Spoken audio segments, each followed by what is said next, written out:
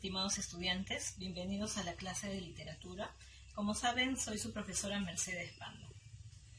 El día de hoy vamos a ver un tema muy interesante, así que les voy a pedir mucha atención a cada uno de ustedes. Vamos a empezar la clase, no sin antes decirles que espero que se encuentren todos bien en casa y que estén siguiendo los protocolos, las indicaciones. Bien, chicos, ahora sí vamos a empezar la clase. Les pido su atención, por favor. Empezamos.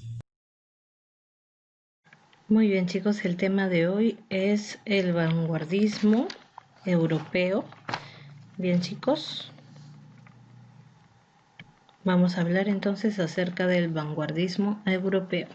Como siempre, vamos a ver primero el contexto histórico. Antes de hablar del contexto, les voy a hablar un poco acerca de qué es el vanguardismo. El vanguardismo es el nombre genérico de un conjunto de movimientos disímiles que aparecieron al finalizar la Primera Guerra Mundial. Se manifestaron en todas las artes, pretendiendo romper con el pasado inmediato y con las normas clásicas de la literatura. El vanguardismo es, pues, el repudio manifiesto a todo lo que indicaba preceptiva literaria clásica. Estéticamente se orienta a un arte nuevo y libre. Se mostró tempranamente en el plano literario y con mayor contundencia en la poesía. Vamos a ver entonces el contexto. Ya hemos mencionado un poco. El siglo XX, marcado por las guerras mundiales, la Revolución Rusa, la descolonización y los adelantos tecnológicos, se caracterizó por la fecundidad de movimientos o tendencias que casi siempre encubren la necesidad de decir nuevas cosas, no solamente cuestionar la realidad exterior, sino también a sí mismo. El vanguardismo encarnó la sensibilidad del hombre contemporáneo, dando prioridad a la materia prima, el lenguaje. Tenemos entonces adelanto de la ciencia y la tecnología, conflictos sociales como las guerras, ¿no? El maquinismo y la incesante industrialización y el consumismo, es decir, surgen las industrias, todo se industrializa, incluso los alimentos, y se da lo que es el consumismo, ¿no? Se generan necesidades para que la gente compre, ¿no? A eso se le llama consumismo, así de forma breve. Bien, hablemos de las características, chicos. En poesía tenemos el versolibrismo, ¿no?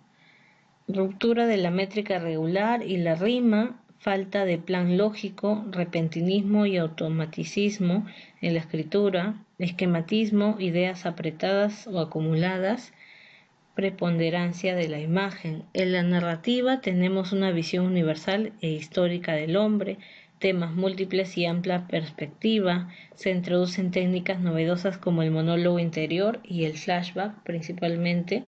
En el teatro tenemos la temática épico-política, la presencia de lo absurdo, rupturas de las unidades aristotélicas, es decir, ya no se respeta la unidad de tiempo, la unidad de acción y la unidad de lugar. Los exponentes que hicieron posible al nuevo teatro europeo fueron Luigi Pirandello, Bertolt Brecht, Bernard Shaw y Heinrich Ibsen. Bien, en el teatro se da el teatro de lo absurdo, que incorpora un diálogo con el espectador, ¿no? Se rompe entonces esa magia de los diálogos que son solo entre actores, ¿no? Y entonces introducen o hacen partícipe al espectador dentro de la obra, ¿no? Dentro del espectáculo. Bien, ahora vamos a hablar acerca de las tendencias o escuelas vanguardistas. Tenemos el futurismo y como representante principal tenemos a Felipe Marinetti, que es italiano. Su postulado, es decir, lo que él dice, literatura enérgica y viril que canta al maquinismo, la velocidad y el riesgo. Tenemos también el cubismo y como representante tenemos a Guillermo Apollinaire de Francia. Él intentaba incorporar a la poesía el nuevo estilo de la vida sirviéndose de elementos plásticos, por ejemplo, los caligramas. Los caligramas son poemas que tienen una forma, que con las palabras van tomando la forma de un objeto, de una persona. Ya lo van a ver más adelante, chicos.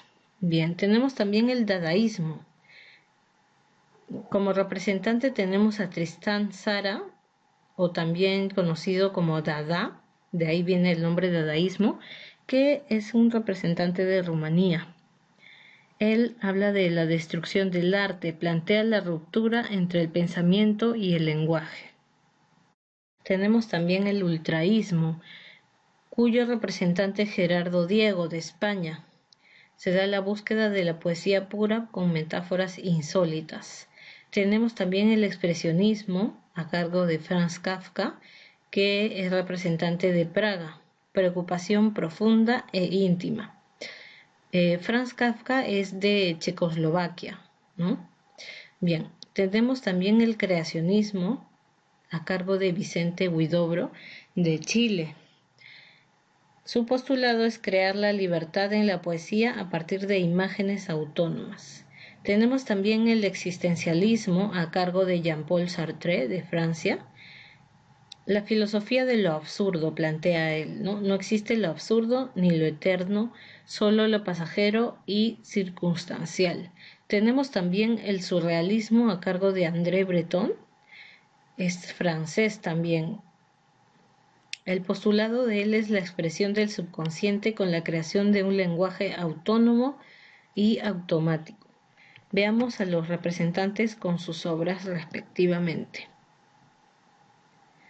En Francia ya sabemos quiénes son los representantes: Marcel Proust, Jean-Paul Sartre, Albert Camus, ¿no?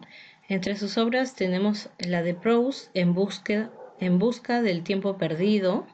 Es una serie de 7 novelas. Sartre escribió El ser y la nada, La náusea y Los caminos de la libertad. Albert Camus escribió La peste, El extranjero, que ambas son novelas. Calígula y Los justos, ambas son teatro. En Irlanda tenemos a Bernard Shaw, tenemos a James Joyce. Shaw escribió Pigmalión, Héroes, César y Cleopatra y Cándida. James Joyce escribió Ulises, retrato del artista adolescente, que ambas son novelas. Bien, en Estados Unidos tenemos a Eugene O'Neill, a Ernest Hemingway y a William Faulkner. La obra de O'Neill es El luto le sienta bien a Electra, Más allá del horizonte, ambas son teatro. Ernest Hemingway, su obra cumbre es El viejo y el mar, Adiós a las armas y Fiesta. De William Faulkner tenemos El sonido y la furia, Santuario y Absalón, Absalón. En Alemania tenemos a Hermann Hesse, Franz Kafka, Bertolt Brecht. Hermann Hesse es autor de Siddhartha, Demian, El lobo estepario, Bajo las ruedas y Juego de Avalorios. Les recomiendo El lobo estepario de Hermann Hesse, es su obra más conocida, al igual que Demian. Son obras que son una muestra clara de lo que es el vanguardismo, ¿no? Los invito a leerlas. Tenemos en Alemania a Franz Kafka también, con su obra La Metamorfosis, también El proceso, El castillo y Carta al padre. Tenemos también a Bertolt Brecht, que es autor de Madre Coraje, El señor Puntilla y su criado Matt, que son obras de teatro. Tenemos también en Italia a Luigi Pirandello, con sus obras El difunto Matías Pascal, que es una novela, y 6 personajes en busca de un autor. Eso es una comedia, es decir, pertenece al género teatral. Hablemos ahora de nuestro autor protagonista. El día de hoy vamos a hablar acerca de Franz Kafka. Es un excelente narrador nacido en Praga, Checoslovaquia, en el año 1883, pero que escribió en lengua alemana. Perteneció a una familia judía de la clase media y llevó una vida oscura y melancólica, siempre alejado de los cenáculos literarios. Los incidentes en el hogar paterno han sido comentados por sus biógrafos y las cartas que dirigiera a su padre nos lo han presentado como un hombre inseguro, inaccesible y lleno de traumas que se inician en la niñez. Su vida sentimental fue accidentada y poco feliz. Se compromete en 1914 y rompe su compromiso 3 años después, cuando se declara su tesis y ha de emprender su penosa peregrinación por distintos sanatorios. 2 años escasos duran, de 1920 a 1922, las relaciones con Milena, seguidas también de fracasos. Solo el último año de su vida, de 1923 a 1924, encuentra a la mujer que parecía ofrecer más estable equilibrio a su vida, la judía Dora Diamond, profesora de hebreo, con la que vive en Berlín en los tremendos momentos de la inflación. Con Dora aprende hebreo. Enfermo de tuberculosis, ordenó que todos sus manuscritos fuesen quemados. Gracias al celo de su amigo y albacea Max Brod, se han salvado lo suficientes para situar a Kafka en uno de los puestos más altos de la literatura del siglo XX. Murió en el sanatorio de Kierling en Viena. Bien, entonces Franz Kafka tuvo una vida bastante triste, ¿no? Su biografía, entonces, nos habla acerca de que tenía malas relaciones con sus padres, ¿no? En especial con su padre. Eso le causó muchas desgracias, ¿no? A pesar de ser de una familia de clase media, sufrió mucho, ¿no? En este caso no por la economía, sino parece que sufría de depresión y eso hizo que se enfermara más rápido también, ¿no? Bien, entonces, si fuera por Franz Kafka no hubiéramos conocido ninguna de sus obras, ¿no? Pero gracias a su amigo Max Brod es que llegamos a tener todas estas maravillosas obras, ¿no? Que lo hacen uno de los escritores más importantes del siglo XX, ¿no? Hablemos de las características de su obra. Bien, muestra la angustia del hombre ante lo absurdo del mundo. Es decir, es su mundo interior, ¿no? Él tiene muchas cuestiones y muchas dudas acerca de la existencia del hombre, ¿no? Relata hechos sórdidos, oscuros, insólitos, ¿no? Hechos inhumanos también. Ambientes con atmósfera propia, originalísima, es decir, él crea los propios ambientes, ¿no? Incluso nuevos que no se habían tocado antes. Los temas son la soledad, la angustia y la deshumanización, ¿no? Él consideraba la libertad como prisionera de las normas sociales. Él decía que no podemos ser libres si seguimos las normas, ¿no? Entonces, él hacía críticas sobre eso, ¿no? Y en sus obras también lo muestra. En el género narrativo tenemos La Metamorfosis, publicada en el año 1916, que es un relato extenso o novela corta. Tenemos también La Muralla China, publicada en el año 1918 y 1919. Tenemos también Carta al Padre, América, 1924, El Proceso del mismo año, El Castillo también del mismo año. Y ahora vamos a hablar acerca de La Metamorfosis. La Metamorfosis es una obra del género narrativo, es una novela corta, pertenece a la escuela literaria del vanguardismo, ¿no? Pero Franz Kafka es considerado del existencialismo, surrealismo y también del expresionismo. Pertenece al siglo XX, los personajes son Gregorio Samsa, Gret Samsa, el señor Samsa y la señora Samsa. También por ahí interviene el jefe de Gregorio Samsa, ¿no? Cuenta la historia de Gregorio Samsa, un viajante comercial que con su empleo mantiene a toda su familia. Sin embargo, su vida cambia de forma radical cuando una mañana amanece convertido en insecto. Bien, les voy a leer entonces un poco de esta obra. Bien, dice La Metamorfosis es un relato largo o novela corta publicado en el año 1916, cuyo ambiente, como el resto de las obras de este autor, posee una atmósfera propia, originalísima, en la cual se respira la existencia de la lucha llevada a cabo mediante una inteligencia de una penetración decididamente anormal, hasta el último grado de la destrucción espiritual. Dice, al despertar Gregorio Samsa una mañana, tras un sueño intranquilo, encontróse en su cama convertido en un monstruo insecto. He aquí las primeras palabras del cuento, escritas como al descuido y sin preocupación por lo grave de la revelación.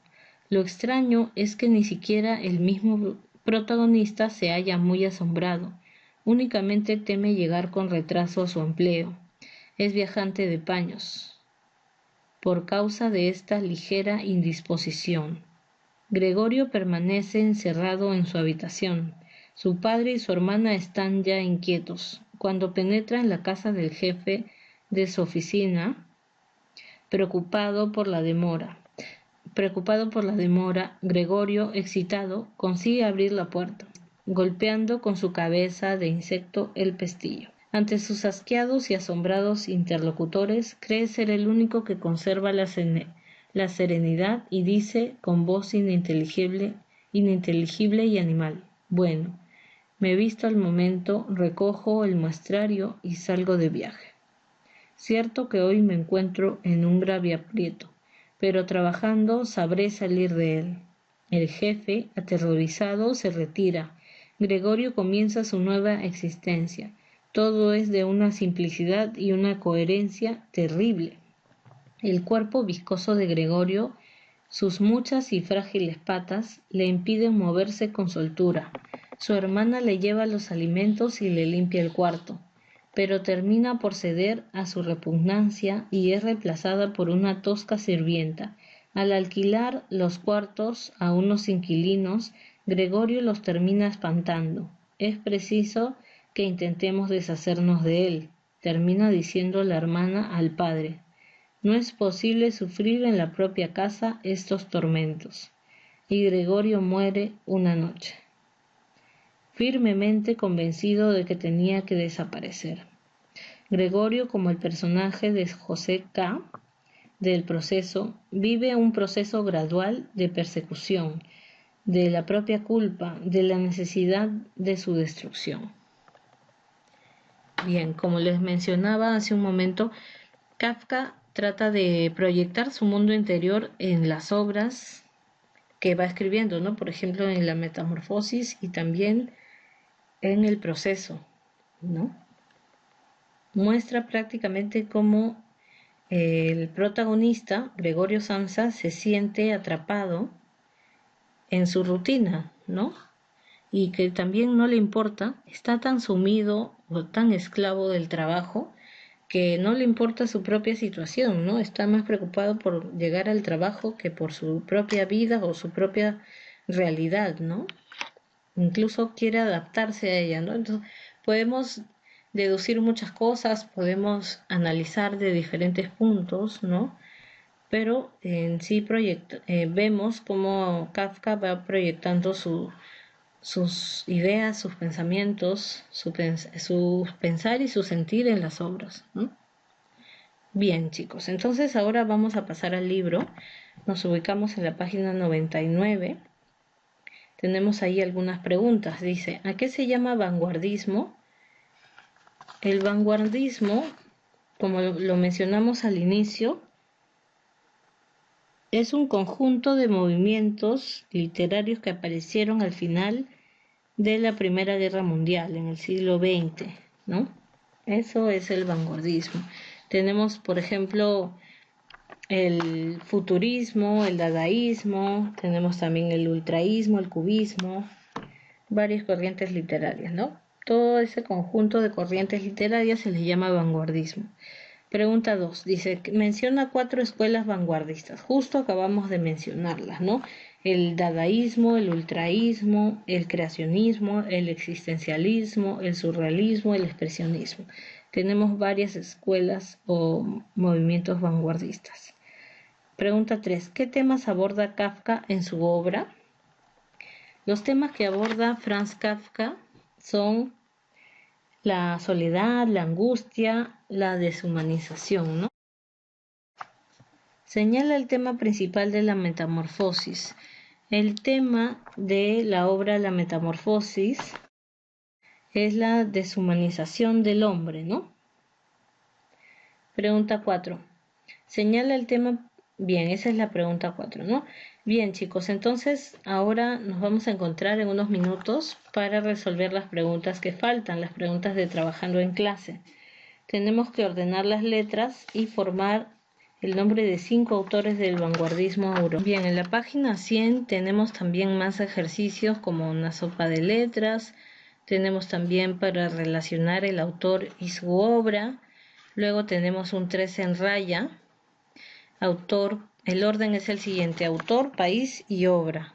Luego tenemos 10 preguntas en la sección verificando el aprendizaje. Todo eso lo vamos a hacer en la videoconferencia, ¿sí? Así que espero hayan puesto atención. Así que, chicos, entonces nos encontramos en unos minutos. Si tienen alguna duda, vayan alistando sus preguntas para que puedan formulármelas en la videoconferencia. Sí, chicos, nos encontramos en unos minutos entonces, como siempre. Les agradezco por la atención prestada. Nos vemos entonces en unos minutos. Hasta pronto. Muy bien, chicos, espero que les haya gustado la clase de hoy y que hayan aprendido un poco más. Es muy importante aplicar lo que vamos aprendiendo día a día. Bien, chicos, los felicito a cada uno de ustedes también por estar estudiando, poniendo todo su esfuerzo, ya que cada uno está cumpliendo un rol hoy en día, ¿no? Ustedes como estudiantes. Muy bien, chicos, les agradezco también por la atención y nos vemos en la siguiente clase. Cuídense mucho.